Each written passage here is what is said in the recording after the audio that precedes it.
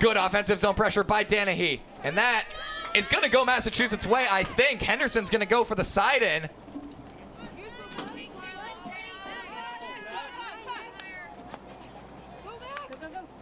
DeHaast, down low, Danahy! Reverses course, shoot, score! Improbable! Iconic! And the Kennedy Cup, it just means more. And Claire Danahy, the hero this afternoon. They go to the right pair instead, they fake it. Anderson fires away, tipped home! Nicole Loro's first of the year, and BU in the fourth quarter grabs their second for the lead. And as this clock expires, leadership gains another milestone, and the quintessential Terrier has her quincentennial. 500 wins for Sally Starr as Boston University's head coach. It's official. Senga swings by one. Falconer into the circle. Centering pass out in front. Benkenstein is denied by Olimans. As they've got another takeaway. Leonard up the field. Benkenstein in stride. Swings around Hoofa. Benkenstein joined by DeHaast and Danahy out into the middle. Here's a left-handed try. They score! It's DeHaast in the field, and it's 1-0 Massachusetts. 4:58 in. Shanahan with the starter from the backfield, handled by Lauren Kane. Senga from midfield, and now an immediate acceleration for Paolo Lorenzini, who swings by Ashwoyez. DeHaast also gets by Ashwoyez. Sharp ball into the circle, played off the foot of Collins, and good job by Mo Quayle to ensure that had a favorable outcome for the Bobcats. Mia Smith getting in on the back check, if I may. Sherwood as well. Sherwood nearly takes it away from Hoofa. And now it's worked on by Shanahan, defended by Sherwood. And Eleni Sherwood has enough force to get it the other way. Centering pass into the circle, tipped out in front by Torres, and that's going to be a corner. A dangerous play by Christina Torres, who kind of let that ball go into the mid area of the circle.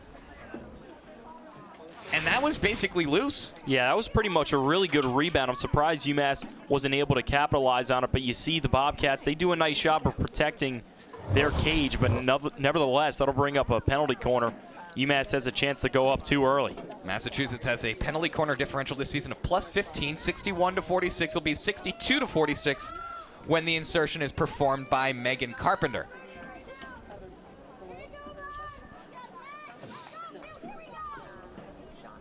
DeHaast is the normal inserter. She's lined up wide left. The center sets are Danahy and Falconer, Aquaviva, flanking Lorenzini and Senga. And they'll go to the middle. Set, and here's Lorenzini on the shot, tipped wide.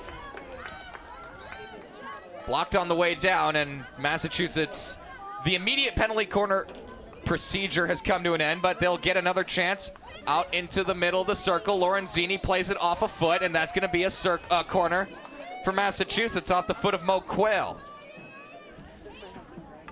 And you can just see, Jacob, you were talking about the great transition, the passing, and I'm just talking about year over year has become so much better.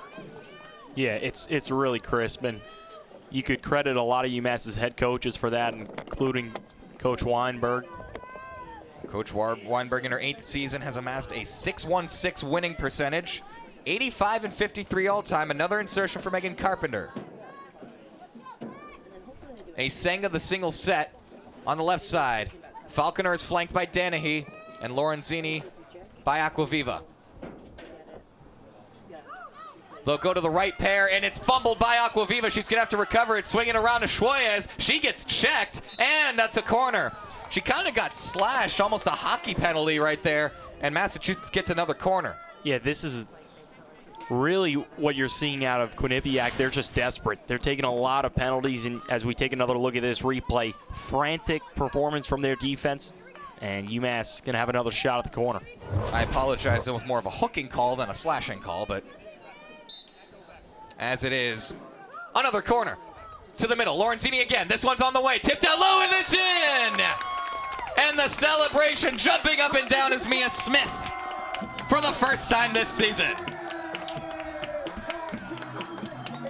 Well, Mia Smith had a huge goal in 2022 in the semifinals between UMass and Lock Haven, and she gets herself on the scoreboard with a nice tic-tac-toe right here. Yeah, that's called right place, right time. Look at the deflection. She cuts to the back post, and she has herself a nice little gift waiting for her on her stick as you take a nice look at that.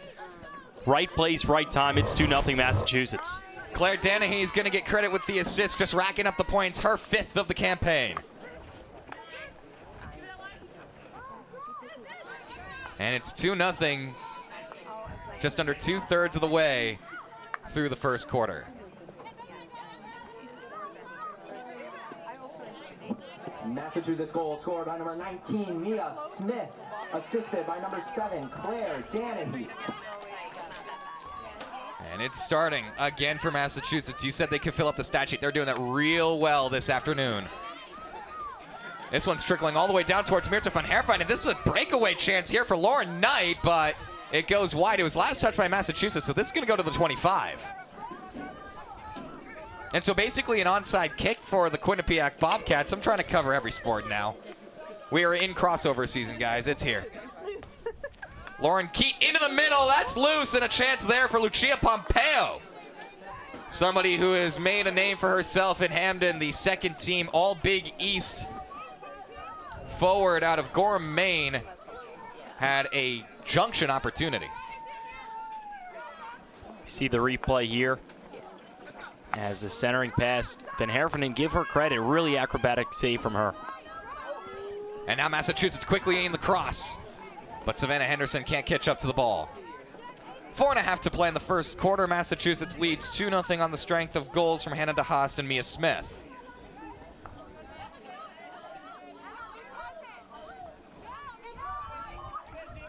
Hoofa trying to outrace Leonard towards midfield. Leonard checking in from behind, but the interception completed by Aquaviva.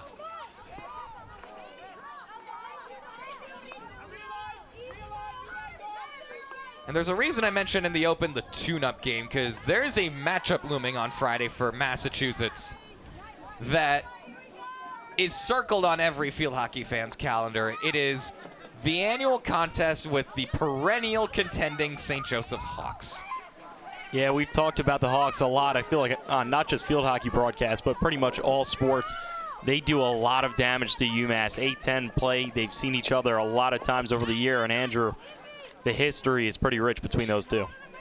Well, the history is pretty rich and pretty storied, and there will be one final regular season contest between UMass and SJU in the Atlantic 10. We'll see, and I sincerely hope they keep this rivalry going forward, as that pass is knocked down by Mo Quayle. Danahy call for the obstruction. And I just mentioned this because you remember last season where Massachusetts and St. Joe's met up in two absolutely thrilling games. A penalty stroke won it in the regular season contest in overtime for the Hawks here at the Chuck, and then another A-10 championship game victory for the Hawks over the Minutewomen. Out in front, here's a chance for Quinnipiac. Trying to pursue the ball is Donati. Massachusetts converges defensively. It's loose out in front of the tip-in, just not there. Lauren Key was on the doorstep, and Aquaviva made sure it got out of the way. That was Keith searching for her first goal this season as they just sent bodies all in front of Van Herfijn, and she's well out of her cage, and it just skips over her stick. Paula Lorenzini looking for the clear. She's not going to get it. It's handled by Kane. A stick interlock between Keat and Aquaviva gives it back to Massachusetts. 2 minutes to go in the first. Isn't this fun? Yeah, how about this tempo, Andrew? I mean, your field hockey debut was the UMass Lowell game. I mean, there's no better introduction to the sport. No, that was phenomenal. And if you're just you didn't get a chance to watch that one, 4-3 UMass in overtime. Go watch it. Claire Dennehy, yeah, go watch it. It was a great broadcast as well as a game. I was informed that I should quiet down as the game went on, and I politely declined.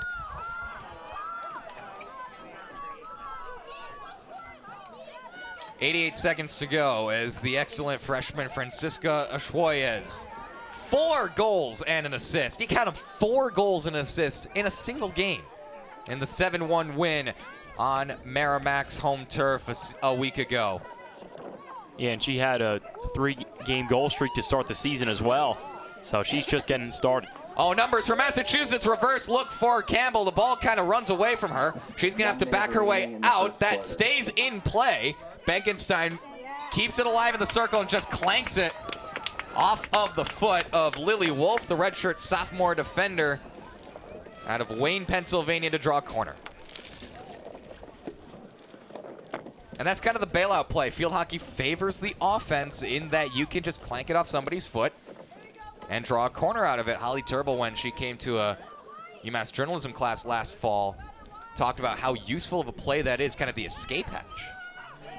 Yeah, and I think right now this is a spot where UMass has really worked on their corners. I talked to head coach Bar Weinberg earlier in the week. She said they've done a lot of work in practice trying to figure out their sequences. And you saw it before. They've had some really close chances. And if you're Quinnipiac, you do not want to go into this second quarter down 3. This is a big moment in this early game. DeHaas with the insertion. Campbell flanked by Dennehy. Lorenzini by Falconer. It goes to the right side. Falconer's going to take it herself, plays it off the foot of Christy Leonard, and Massachusetts comes up empty.